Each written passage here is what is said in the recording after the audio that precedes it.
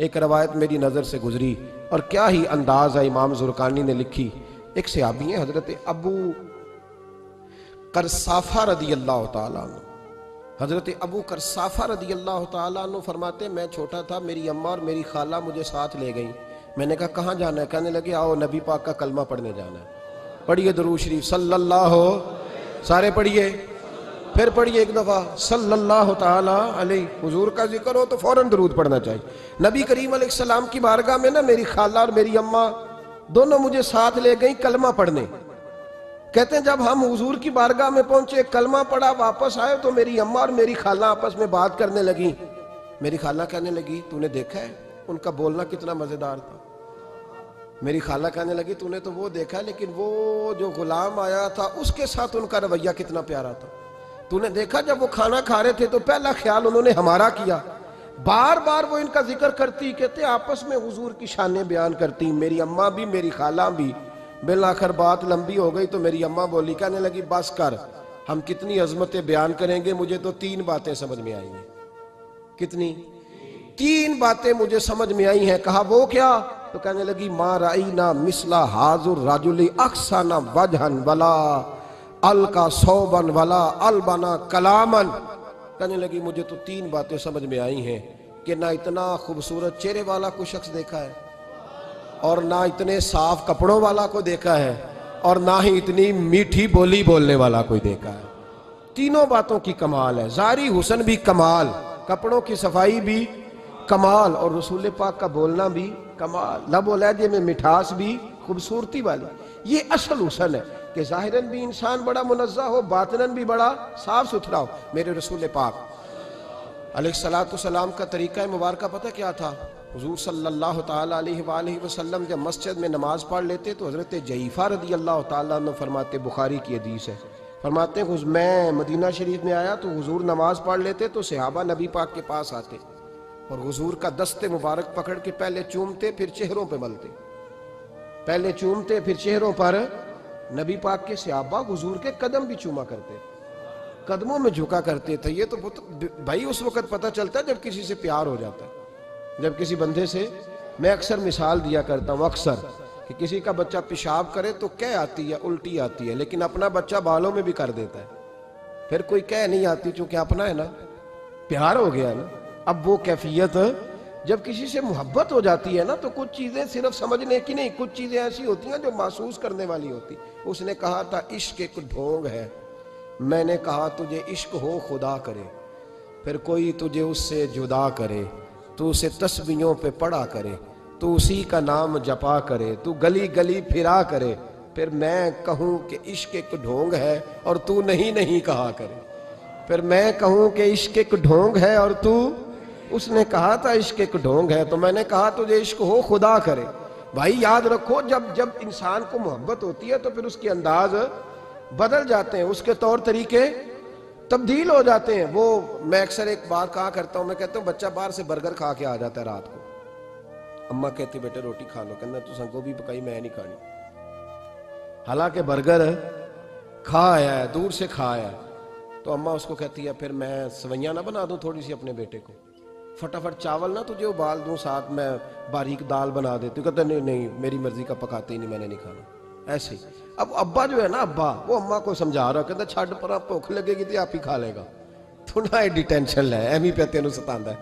اماں کیا کہتی ہے؟ کہتی نہیں مجھے نیند نہیں آ رہی، کھائے گا تو سکون آئے گا. اب اس کو آپ لاکھوں دلیلیں دیں کہ سیاںا بیان ہے، بچہ نہیں ہے، 22 سال کا ہے، 24 سال کا، چھوڑ تو کیا کر رہی ہے. لیکن اماں کو کوئی سمجھا سکتا؟ کیوں نہیں سمجھا سکتا کہ اسے اپنے بیٹے سے پیار بڑھا. وہ کیا کرے، وہ مجبور ہے، اس کے دل کی کیفیت اس طرح کی ہے کہ کوئی دنیا کی طاقت اسے سمجھا سکتی، سوال ہی نہیں پیدا ہوتا کوئی اسے سمجھا سکے. یہ ممکن کیسے ہو، کیسے سکتا ہے؟ یہ محبت ہے. میرے رسول پاک علیہ السلام کے صحابی حضرت جعفر فرماتے میں حضور کی بارگاہ میں آیا تو صحابہ کیا کرتے؟ نبی پاک کا دست مبارک پکڑتے، پہلے چومتے پھر چہرے پہ ملتے. بخاری ہے. فرماتے میں نے کہا یہ کیا کر رہے ہیں؟ پھر اچانک میرا بھی دل کیا ذرا کر کے تو دیکھو، کچھ چیزیں چکھنے پہ پتہ لگتا ہے کتنی مزیدار ہے. کہتے میں بھی قریب گیا، حضور کے دست مبارک میں نے ہاتھ ڈالا. فرماتے ہاتھ پکڑا ہی تھا کہ نبی پاک کا ہاتھ برف سے بھی زیادہ ٹھنڈا. فرماتے ہیں پھر میں نے پکڑ کے چہرے پہ ملا تو کستوری سے زیادہ خوشبو آ رہی تھی دست مبارک. فرماتے ہیں اب میرا چھوڑنے کو دل ہی نہیں کر رہا تھا, اب میری طبیعت نہیں مان رہی تھی. میرے نبی کریم علیہ السلام اللہ کی دلیل ہیں, ہر پاکیزگی, ہر حسن, ہر کیف اللہ نے اپنے رسول کو عطا فرمایا. دنیا کی جتنی غلاظتیں تھیں جب کوئی حضور کے قریب جاتا تھا تو ساری غلاظتیں دور ہو جاتی. کما ارسلنا فیکم رسولا منکم یتلو علیکم آیاتنا ویزکیکم. اللہ فرماتے ہیں میرے محبوب تم پر میری آیتیں پڑھیں گے اور تمہیں پاک فرما دیں گے, تمہاری ساری ناپاکیاں نبی پاک دور کر دیں, ہر غلاظت تم سے دور ہٹ جائے. ایک صحابی ہیں حضرت شیبہ بن عثمان رضی اللہ تعالی عنہ, وہ کہتے ہیں میرے والد کو اور میرے چچا کو مسلمانوں نے احد میں قتل کر دیا تھا. میرے دل میں بڑا غصہ تھا, بڑا جلال تھا کہ کبھی مجھے موقع ملے تو میں بدلہ لوں گا. کہتے ہیں فتح مکہ کے بعد نبی پاک علیہ السلام حوازن کی جنگ کے لیے نکلے. مجھے پتا چلا حضور جا رہے ہیں تو میرے اندر شعلے بھڑک رہے تھے انتقام کے. روز میں منصوبہ بندی کرتا, پلاننگ کرتا کہ کسی طریقے سے میں ان تک پہنچوں گا اور بدلہ لوں گا.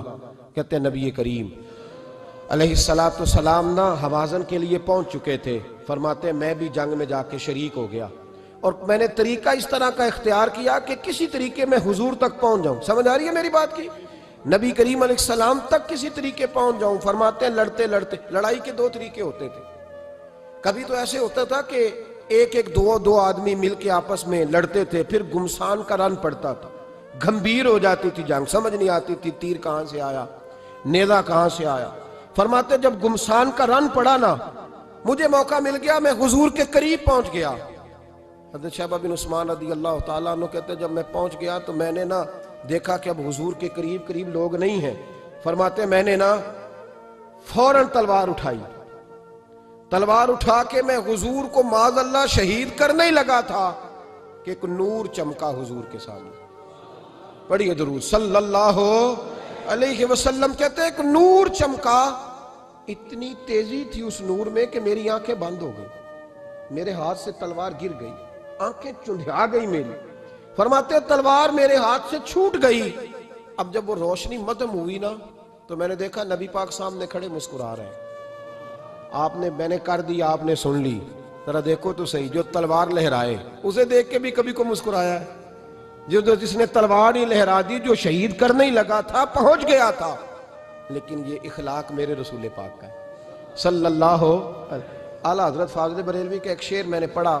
کچھ چیزیں ایسی ہوتی ہیں جو بس نا وہ آتی تو سامنے ہیں لیکن وہ اتنا لطف دے جاتی ہیں کہ ٹھنڈا ہو جاتا ہے مزاج. رات کو میں شعر پڑھ رہا تھا اعلیٰ حضرت کا فاضل بریلوی رحمت, اور میں نے شعر پڑھا تو مجھے اچھا لگا سنانا. ایک دوست کو میں نے فون کیا, میں نے کہا یار ذرا شعر تو سن لے, یہ پہلی دفعہ نظر سے گزرا ہے, ابھی سیدھا سادہ لیکن روح تک اتر گیا. اعلیٰ حضرت فرمانے لگے نبی پاک کے بارے میں, فرمانے لگے سیدھی سیدھی روش پر کروڑوں درود, سیدھی سیدھی روش پر, بالکل سیدھی ہے حضور کی باتیں, کسی پیچیدگی کی ضرورت نہیں. کہنے لگے سیدھی سیدھی روش پر کروڑوں درود, سادی سادی طبیعت پہ لاکھوں سلام. سادی سادی طبیعت پہ سیدھی سیدھی روش پر کروڑوں درود اور سادی سادی طبیعت پہ لاکھوں سلام. میرے نبی کریم صلی اللہ علیہ وسلم مجھے دیکھ کے مسکرائے اور فرمایا جب حضور مسکرائے نا تو میں نبی کریم علیہ السلام کو دیکھ کے حیران ہوا کہ میں نے تلوار تانی تھی اور حضور نے مسکرانا شروع کیا. فرماتے اب حضور نے مجھے بلایا, آواز کے ساتھ نہیں بلایا, حضور نے اشارہ کیا یوں کر کے, فرمایا ادھر آؤ نا. فرماتے مجھے اب یہ بھی سمجھ نہیں آئی کہ کس نے مجھے اٹھا کے حضور کے قریب کر دیا. فرماتے میں نبی کریم کے قریب گیا تو حضور نے میرے دل پر 3 تھپکیاں دی. ایک تھپڑ ہوتا ہے, ایک تھپکی ہوتی ہے, پتہ ہے نا فرق کا؟ ایک تھپڑ کو مارے تو جلال آتا ہے اور تھپکی دے تو پیار آتا ہے. کہتے ہیں حضور نے 3 تھپکیاں دی اور دی بھی میرے دل پر, 1 پھر 2 پھر 3. کہتے ہیں پہلی تھپکی دی تو میرے اندر سے کفر نکل گیا, دوسری تھپکی دی تو میرے اندر ایمان داخل ہو گیا, اور تیسری تھپکی جب نبی پاک علیہ السلام نے دی تو مجھے ہر چیز سے بڑھ کر رسول اللہ سے پیار ہو گیا, محبت ہو گئی نبی کریم سے. آپ فرماتے ہیں اب حضور نے نا فوراً میرے ہاتھ میں تلوار تھمائی. فرمایا پہلے تو ہمارے خلاف لڑ رہا تھا, تلوار پکڑ, اب ہماری طرف سے لڑ. تلوار پکڑو لڑ. آپ فرماتے میں اتنا لڑا کہ جو حضور کا دشمن سامنے آتا میں گلا کاٹ دیتا, جو آتا میں اس کے ٹکڑے کر دیتا. فرماتے ہیں پہلے میں باپ کا بدلہ لینے آیا تھا, اور اب میرا یہ حال ہے کہ اگر میرا باپ بھی سامنے آئے گا تو میں اس کا بھی گلا کاٹ دوں گا, لیکن حضور کے قریب کسی کو جانے نہیں دوں گا. حضرت شیبہ بن عثمان کہتے ہیں جنگ ختم ہو گئی, حضور خیمے میں گئے, میں بھی گیا. اب نبی پاک لوگوں سے باتیں کر رہے ہیں, حضور لوگوں سے باتیں کر رہے ہیں. میں ایک کونے میں بیٹھا سوچ رہا ہوں کہ میں تو بدلہ لینے آیا تھا, یہ میرے ساتھ ہوا کیا؟ حضور لوگوں سے باتیں کرتے جا رہے ہیں, میں سوچتا جا رہا ہوں کہ میں تو انتقام لینے آیا, یہ کیا معاملہ ہوا؟ کہتے ہیں محبوب نے اچانک میری طرف نظر اٹھائی اور فرمانے لگے شیبہ ایک ارادہ تو نے کیا تھا جو غلط تھا, اور ایک ارادہ میرے رب نے کیا ہے اور تیرے اوپر فضل فرما دیا ہے. فرماتے ہیں حضور نے اب مجھ سے فرمایا کوئی خواہش ہو تو بتاؤ, مانگ لو کچھ مانگنا ہے تو. میں نے عرض کی یا رسول اللہ میری بخشش کی دعا کر.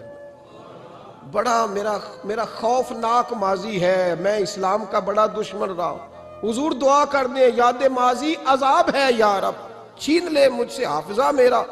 یا رسول اللہ بڑے گناہ ہیں میرے, دعا کر دیں. کہتے میں نے دعا کے لیے کہا اور حضور پھر دوسرے لوگوں سے باتیں کرنے لگے, کبھی اس سے کبھی اس سے کبھی اس سے. میں سوچنے لگا کہ میری بات کا کوئی جواب ہی نہیں آیا. جب تو 3 بار میں نے سوچا تو میرے کریم نے پھر توجہ میری جانب کی اور فرمایا تو نے بخشش کی دعا کا کہا تھا, میں نے سن لیا ہے, رب کریم نے تیری بخشش فرما دی ہے, اللہ نے تجھے بخش دیا ہے, تیری خطائیں رب کریم نے معاف کر دی. نبی پاک کے دست مبارک کی برکت رسول پاک. ایک صحابی تھے حضرت فرقد ان کا نام تھا رضی اللہ تعالی. پہلے نا میں جب گفتگو کیا کرتا تھا نا تو میں صحابہ کا نام نہیں لیتا تھا, میں کہتا تھا ایک صحابی فرماتے ہیں, کیونکہ صحابہ کے نام مشکل تھے, لوگوں کو یاد نہیں رہتے. ایک دن میرے دل میں خیال آیا کہ نام لیں گے نہیں تو انہیں آئیں گے کیسے, چلو خود کسی کو یاد ہو جائے گا. تو مجھے اچھا لگا, پچھلی دفعہ میں نے حضرت صاحب بن ناجیہ کا نام لیا تو مجھ سے میرے دوستوں نے کہا ذرا لکھ کے دیں کیا نام تھا. مجھے خوشی ہوئی کہ یار اگر یہ لفظ کہے جائیں گے تو لوگوں کو دلچسپی ہوگی. حضرت فرقد ایک صحابی تھے, اور یہ وہ صحابی ہیں جنہوں نے حضرت عمر کے زمانے میں موصل کا علاقہ فتح کیا تھا. بڑے دلیر تھے, ان کی 4 بیویاں تھیں. وہ کہتے ہیں جب بھی یہ گھر میں آتے تو خوشبو اتنی اعلیٰ لگا کے آتے کہ ہم حیران ہو جاتی. عورتیں زیادہ تیاری کرتی ہیں نا مردوں سے کہ نہیں, کہ آج کل مرد زیادہ کرتے ہیں. چلو میں درد چھوڑو, میں اپنی اصلاح کرنا, تسی دوواں گلاں تے انجن کیتا ہے, اب پتہ نہیں سچ کیا ہے, کون زیادہ تیاری کرتا ہے. چلو بیٹھے جو مرد نے, ویسے میرے پاس جو اخباری تراشیں ہیں ان میں یہ لکھا ہے کہ آج کل مردوں کے میک اپ پہ زیادہ خرچ آنے لگا. یہ تحقیقی رپورٹ ہے, اور پاکستان میں سب سے زیادہ جو اخراجات ہیں وہ میک اپ کے سامان کے ہیں. پہلے لڑکیاں بیوٹی پارلر جاتی تھی, اب لڑکے بھی جاتے ہیں. پہلے صرف دلہن جاتی تھی, اب سارا خاندان جاتا ہے. اللہ تعالیٰ معاف کرے. اس کے باوجود بڑی غربت ہے ملک میں, پریشانی بھی بڑی ہے, اس کے علاوہ ہمیں غریبوں کا درد ہے. اس کے باوجود ہم لوگوں کی مدد کرنا چاہتے ہیں. پتہ نہیں کیا ترجمہ کیا ہم نے غریب پروری کا, کیا معنی بنایا, اللہ ہی بہتر جانتا ہے. کہ وہ چیزیں جن کی بالکل حاجت نہیں, بالکل ضرورت نہیں, ان پر لاکھوں لٹا کے کہتے ہیں وہ دیکھو بیچارے کو روٹی نہیں مل رہی. تو بھائی آپ مہربانی کرتے, خالی کنگھی کر لیتے, باقی پیسے غریب کو دے دیتے. لیکن چلے معیار ہے نا ہمارا, اپنا معیار ہے, اس پر میں جاتا نہیں, بات نہیں کرتا. نبی کریم علیہ السلام کہ صحابی ان کی ازواج کہتی ہیں کہ اب عورتیں زیادہ تیاری کیا کرتی تھیں, لیکن وہ جب گھر آتے نا تو اتنی خوشبو لگاتے. کہتی ہم چاروں مل کے کوشش کرنے لگی, ڈھونڈنے لگی کہ وہ خوشبو کا پتہ کریں جو یہ لگاتا ہے. ہم نے بازار سارے تلاش کر لی. عرب کے اندر آج بھی خوشبو کا بڑا شوق ہے اور بڑی مہنگی خوشبو ملتی ہے, کبھی آپ بازار جائیں. کہتی ساری خوشبوئیں لگا لی, تھک گئیں. ایک دن چاروں سوتنے مل کے بیٹھی, کہنے لگی ہم نہیں اس کا مقابلہ کر سکتے, آج پوچھ ہی لے کہاں سے خوشبو لگاتا ہے, پوچھ ہی لیتے ہیں, چلو بات ہی ختم ہو جائے, پوچھ لیں. یہ ہم جتنی مرضی آلہ لگائیں, جب یہ آ جاتا ہے نا, کچھ لوگ میرے محفل ہوتے ہیں, جہاں آ جاتے ہیں وہاں چھا جاتے ہیں. تو یہ جب آتے ہیں تو چھا ہی جاتے ہیں. کیا کریں, اس طرح کا میرے محفل ہے, کیا کریں اس کا. فرمانے لگی ایک دن چاروں سوتنوں نے مل کے ان کو بٹھا لیا, کہنے لگی بتاؤ تو صحیح خوشبو کون سی لگاتے ہو. کہنے لگے کوئی بھی نہیں, کبھی لگائی نہیں, آج تک نہیں لگائی. تو کہتی ہے بیویاں کہنے لگی صحابہ تو غلط بیانی نہیں کرتے, پر آپ کیا بات کر رہے ہیں, یہ کیسے ہو سکتا ہے کہ آپ آتے ہیں تو ہم حیران ہو جاتی ہیں. فرمانے لگے جس دن کی تم لگی ہوئی ہو نا میری خوشبو کا مقابلہ کر دے، مجھے پہلے دن کا ہی پتا ہے۔ تو میں نے کہا چلو زور لگا ہی لیں، دیکھ ہی لیتے ہیں کہاں تک بات جاتی ہے تمہارے پاس جتنا زور لگا لو۔ بہرحال میں اللہ کی قسم اٹھا کے کہتا ہوں کبھی نہیں لگائی۔ تو بیویاں کہنے لگی پھر بتا تو صحیح، تو ایک دلیر آدمی ہے، اور جو دلیر لوگ ہوتے ہیں وہ خوشبوؤں کے اور کپڑوں کے اور ان چیزوں میں زیادہ وقت نہیں لگاتے، ان کے تو مشن اور طرح کے ہوتے۔ آپ تو مجاہد قسم کے آدمی ہیں پر ہر وقت خوشبو آتی ہے۔ تو حضرت فرقد رو پڑے، کہنے لگے بیمار ہو گیا تھا، لاچار ہو گیا تھا، حکیموں طبیبوں نے انکار کر دیا، وجود پر میرے آبلے نکل آئے، پھنسیاں بن گئی، ان میں پیپ بھر گئی، بیٹھ نہیں سکتا تھا، اٹھ نہیں سکتا تھا۔ جب تھک گیا نا تو دروازہ رسول پہ چلا گیا۔ جب تھک گیا طبیبوں کا تھکایا ستایا حضور کی بارگاہ میں، کہا محبوبہ دیکھے تو صحیح میرا کیا حال ہے۔ حضور ذرا دیکھے، چل نہیں سکتا، سو نہیں سکتا، بیٹھ نہیں سکتا، تیرے علاوہ غم کسے بتاؤں۔ کہتے ہیں حضور نے فرمایا ستر ڈھانپ لے، باقی سارے کپڑے اتار لے۔ ستر ڈھانپ لے، کہتے ہیں ٹخنوں سے لے کر ناف تک میں نے ستر ڈھانپ لی، باقی سارے کپڑے اتارے۔ حضور کیا کریں گے؟ فرماتے ہیں نبی پاک نے دست مبارک اٹھایا، برف سے ٹھنڈا، کستوری سے زیادہ مہکنے والا، فرماتے ہیں پورے وجود پر میرے حضور نے دست مبارک ایک دفعہ لگا دیا، اب جدھر جدھر سے گزرتا ہوں ساری دنیا خوشبو سے بھر جاتی ہے۔ یہ نبی پاک کا دیا ہوا نور ہے، یہ حضور کی عطا کردہ شفا ہے، یہ رسول پاک کے حسن کی خیرات ہے۔ ایک شاعر نے ایک فقرہ کا کمال کر دی، کہنے لگا ظلمت کو ان کے نور نے کافور کر دیا، جس پر پڑی نظر اسے بھی نور کر دیا۔ رسول پاک علیہ السلام کے دست خیر میں وہ برکات تھیں۔ حضور حسن کی دو قسمیں ہوتی ہیں، ایک حسن ہوتا ہے ملمہ سازی والا، بیوٹی پارلر والا، ایک حسن ہوتا ہے باطن کا۔ بچے پتہ کیوں خوبصورت ہوتے ہیں؟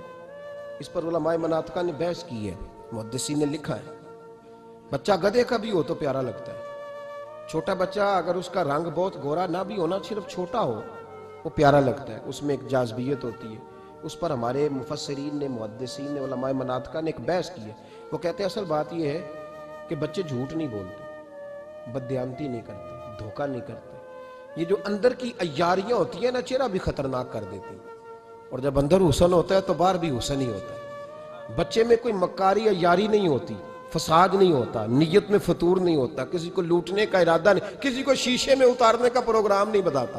بچہ چرب زبان نہیں ہوتا، اس کو طریقہ نہیں ہوتا، وہ لوگوں کو قائل کرنے کے ہر وقت دوڑتا نہیں، الٹی سیدھی گیمیں نہیں چلاتا، کیونکہ اندر حسن ہوتا ہے تو وہ حسن اس کے چہرے پر معصومیت بن کے آتا ہے۔ سمجھ آ رہی ہے میری بات کی؟ اس کی دلیل میرے رسول پاک علیہ السلام نے بخاری میں فرمایا اللہ کا ولی وہ ہے جس کا چہرہ دیکھو تو اللہ یاد آ جائے۔ اب یہاں یہ نہیں فرمایا گورا چٹا ہو، خوبصورت ہو، بس اس کے چہرے میں معصومیت ہوتی ہے، وہ سچا ہوتا ہے، وہ کھرا ہوتا ہے، اس کا حسن چہرے پہ آتا ہے۔ میرے رسول کریم علیہ السلام کا جو حسن تھا نا، وہ اندر کی صداقت کی روشنی تھی، وہ اندر کے کیف کا نور تھا جو حضور کے چہرے پر عیاں ہوتا تھا۔ اس لیے نبی پاک کا چہرہ جو تھا وہ آنکھیں چدھیاتا نہیں تھا، بلکہ آنکھوں کو اچھا لگتا تھا۔ شاہ عبد الرحیم صاحب محدث دہلوی، شاہ ولی اللہ صاحب کے والد ہیں، اور ہمارے بر صغیر پاک و ہند میں جتنے بھی مسالک ہیں یہ سارے شاہ ولی اللہ صاحب کے شاگرد بنتے ہیں۔ وہ کہتے ہیں میرے ابا جی نے خواب دیکھا اور خواب میں انہیں رسول اللہ کا دیدار نصیب ہوا۔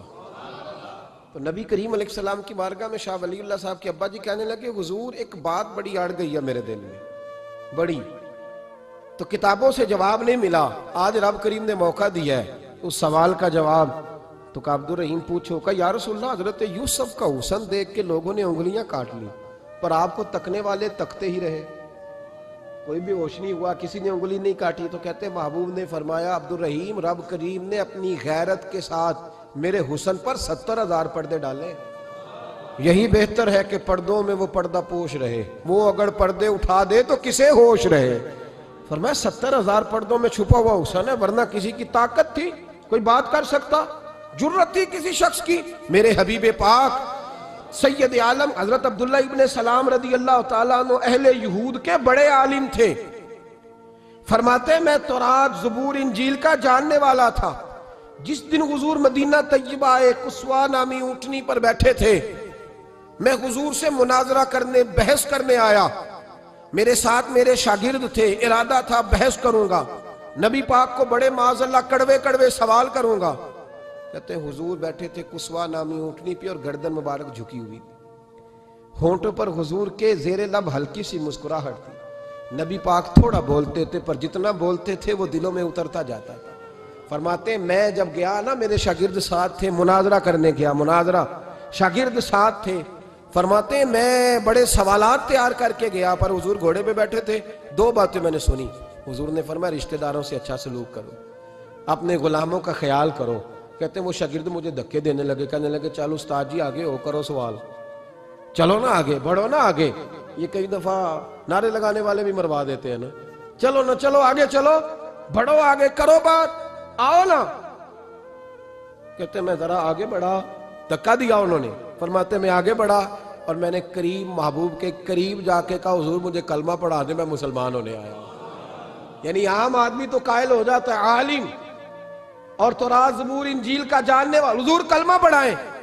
کہتے ہیں میں واپس آیا نا کلمہ پڑھ کے، تو شاگرد کہنے لگے استاد جی آپ تو مناظرہ کرنے آئے تھے، یہ کیا ہوا؟ تو یہ لفظ ہے حضرت عبداللہ ابن سلام کے۔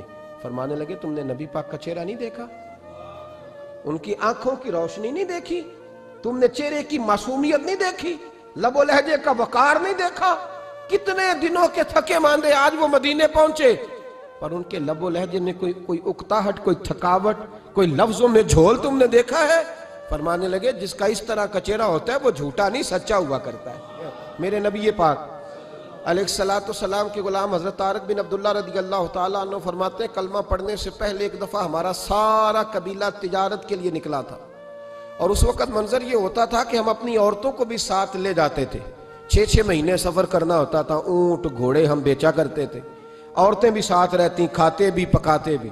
کہتے ہیں ایک سفر سے ہم واپس آ رہے تھے تو مدینے کے باہر صحرا میں ہم نے پڑاؤ کیا، اکیلے رسول پاک صلی اللہ پھر ایک دفعہ پڑھیے گا، ایک دفعہ پھر کہیے گا صلی اللہ تعالی علیہ وسلم۔ کہتے ہیں نبی پاک تنہا اکیلے، حضور نہ سیر کرتے کرتے ہمارے قافلے کے پاس سے گزرے، خیمے لگے تھے، پڑاؤ کیا، محبوب تشریف لے آئے۔ کہتے ہیں حضور سید عالم صلی اللہ تعالی وسلم تشریف لائے، کوئی قبیلے میں سے قافلے میں سے حضور کو جانتا نہیں تھا۔ ایک سرخ رنگ کا اونٹ تھا ہمارے سردار کا جو بکنے سے رہ گیا تھا، بڑا خوبصورت۔ کہتے ہیں نبی پاک کو پسند آ گیا، حضور پوچھنے لگے تم کون ہو؟ کہا جی مسافر ہے۔ کہاں سے آئے ہو؟ فلاں جگہ سے آئے ہیں۔ کس لیے آئے ہو؟ ہم تجارت کی غرض سے نکلے۔ اونٹ بیچو گے؟ بیچنا ہے۔ کتنے کا سودا طے ہوا؟ اس نے کہا اتنے لینے، حضور نے کہا اتنے دینے ہیں، بات طے ہو گئی۔ کہتے ہیں لگام حضور نے پکڑی اور فرمانے لگے وہ سامنے میرا شہر ہے جس کا نام مدینہ، وہ میرا شہر ہے، میں ابھی مدینے جاتا ہوں، اپنے غلام کو بھیجتا ہوں اور تمہیں آ کے نہ قیمت دے جاتا ہے۔ محبوب گھوڑے کی لگام تھا، اونٹ کی لگام تھا، میں نکیل تھا، میں اونٹ تھا سرخ رنگ کا۔ حضور لے کے جب نکلے نا، تھوڑا سا چند قدم آگے گئے تو ان میں سے ایک شخص بولا، کہنے لگا سردار اب سیانے لوگ ہیں، سمجھدار ہیں۔ اس شخص کا نام پوچھا آپ نے، قبیلہ پوچھا ہے، ایڈریس کا پتہ ہے کہاں رہتا ہے، اتنا قیمتی اونٹ دے دیا۔ سردار بھی کہنے لگا، سارے کہنے لگے یار ان کی باتوں میں اتنی لذت تھی، ان کے گفتار و رفتار اتنی باوقار تھی، مزیدار تھی کہ ہوش ہی کوئی نہیں رہا۔ بھئی ہم پرانے تاجر ہیں، کبھی اس طرح کا سودا کیا ہی نہیں جس طرح کا آج ہو گیا۔ اوہو واقعی کچھ نہیں یاد رہا، کوئی سمجھ نہیں آئی۔ وہ ابھی نظر آ رہے، ایک آدمی دوڑ کے جاؤ، دوڑ کے اور جا کر کے نا ان سے کہو بڑی جائز بات ہے، وہ ناراض بھی نہیں ہوں گے۔ ان سے ایک شخص کہو کہ بھئی اونٹ دے جاؤ، پیسے لے آنا اور اپنا مال لے جانا، دوڑ کے جاؤ۔ ایک شخص دوڑنے لگا تو سردار کی بیوی خیمے کے اندر تھی، پردے کے پیچھے سے بولی، کہنے لگی خبردار کوئی پیچھے نہ جائے، اگر پیسے مل گئے تو ٹھیک ہے، نہ ملے تو میں دے دوں گی، کوئی پیچھے نہ، کوئی نہ جائے پیچھے۔ سردار کہنے لگا تو جانتی ہے؟ کہنے لگی نہیں۔ کہا گارنٹی کیوں دے رہی ہے؟ تو کہنے لگی تم نے ان کا چہرہ نہیں دیکھا، تم تو سودے کر رہے تھے، میں پردے کے پیچھے سے دیکھ رہی تھی۔ پیر مہر علی شاہ صاحب کو کسی نے کہا تھا نبی پاک کا حلیہ بیان کریں، بتائیں حضور کے کان مبارک کیسے تھے، آنکھیں کیسی تھی، ناک مبارک کیسی تھی، بینی مبارک کیسی تھی۔ تو پیر مہر علی شاہ صاحب کہنے لگے کوئی مثل نہیں ڈھولن دی، کہنے لگے مجھ سے نہیں بیان ہوتا حضور کا حلیہ، کوئی مثل نہیں ڈھولن دی، تو چپ کر مہر علی، ایتھے جا نہیں ہوں بولن دی، بس کر، تو بیان کر سکتا ہے؟ اتنی طاقت؟ اعلیٰ حضرت نے کہا لم یاتی نذیرک فی ناظرن مثلے تو نشد، پید آ جانا۔ کہا حضور مثال تو تب آپ کی بنے گی نا، کوئی آپ کی طرح کا پیدا تو ہوگا، تب بھی مثال بنے گی، تو جب ہوا ہی نہیں تو مثال کیسے بنے گی؟ کہنے لگی کوئی نہ جائے، نہ پیسے آئے تو میں دے دوں گی۔ میں تو پردے کے پیچھے سے دیکھ رہی تھی، ان کے چہرے کا وقار دیکھا، ان کی آنکھوں کی روشنی دیکھی، ان کے لفظوں کا حسن دیکھا۔ تم 50 باتیں کرتے تھے، وہ ایک جواب دیتے تھے، اور گنے چنے لفظ بولتے تھے، ان کی سادگی کا وقار دیکھا۔ جانے دو، نہ پیسے آئے تو میں دوں گی۔ کہتے ہیں حضور گئے، تھوڑی دیر کے بعد ایک کالے رنگ کا حبشی غلام آیا، پیسے بھی پکڑے اور اپنی چادر میں نا کھجوریں باندھ کے تو پیچھے ڈالی ہوئی، اور دیہاتی لوگ پیچھے نہیں ڈال لیتے، کھجوریں ڈال کے پیچھے۔ کہتے ہیں وہ آئے اور ان کے آنے کا انداز بھی بڑا نرالا تھا۔ کہتے ہیں وہ جھومتے جھومتے اللہ کا ذکر کرتے، اللہ الصمد کرتے پہنچ گئے، اور آگے کہنے لگے تم سے میرے نبی نے اونٹ خریدا ہے؟ تم سے؟ کہا ہم سے خریدا ہے۔ کہنے لگے یہ تمہارے پیسے؟ اور پھر چادر کھول کے صحرا پہ بچھا دی، کہنے لگے یہ تمہارے پیسے اور کھجوریں کھاؤ، میرے نبی نے تحفہ بھیجا ہے، کھاؤ، حضور نے تحفہ بھیجا ہے۔ تو وہ سردار کی بیوی اونٹ ہٹا کے کہنے لگی، اور کالے رنگ کے حبشی غلام انہیں کھجوریں کھلا، اور مجھے اس عزت والی ماں کا نام بتا جس کے گھر میں ایسا لال پیدا ہوا، انہیں کھجوریں کھلا، اور مجھے اس عظمت والے باپ کا نام بتا جس کے گھر میں ایسا پھول کھلا ہے، وہ قبیلہ تو بتا تو صحیح، وہ کون تھے؟ 2 گھڑیاں رکے ہیں پر خوشبو ہی پھیل گئی ہے، رنگ ہی بدل گیا، تار کوئی مثل نہ ڈھولن دی، تو چپ کر مہر علی ایتھے جا نہیں بولن دی۔ حضرت طارق بن عبداللہ کہتے ہیں جناب بلال فرمانے لگے وہی تو اللہ کے آخری رسول ہے، وہی تو خاتم المرسلین ہیں، وہی تو ہیں جنہیں اللہ نے ساری انسانیت کے لیے نمونہ عمل بنایا۔ کہتے ہیں ہم اونٹ بیچنے گئے تھے پر سارے کا سارا قبیلہ ہی مسلمان ہو گیا۔ نبی پاک کی حضور کے ظاہری حسن کے تذکرے ہماری اولادوں کو آنے چاہیے۔ ایک شعر مرحوم اعظم چشتی نے کہا تھا، کمال کر دی، کہنے لگے سمجھا نہیں ہنوز میرا عشق بے ثبات، تو کائنات حسن ہے یا حسن کائنات؟ میں آج تک سمجھ نہیں سکا، سمجھا نہیں ہنوز میرا عشق بے ثبات، تو کائنات حسن ہے یا حسن کائنات۔ بھائیو وہ سارے طریقے اپناؤ جو رسول پاک نے عطا فرمائے۔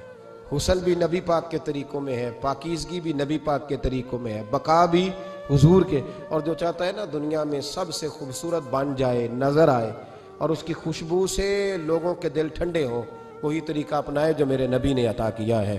آخر دعوانا ان الحمدللہ رب العالمین۔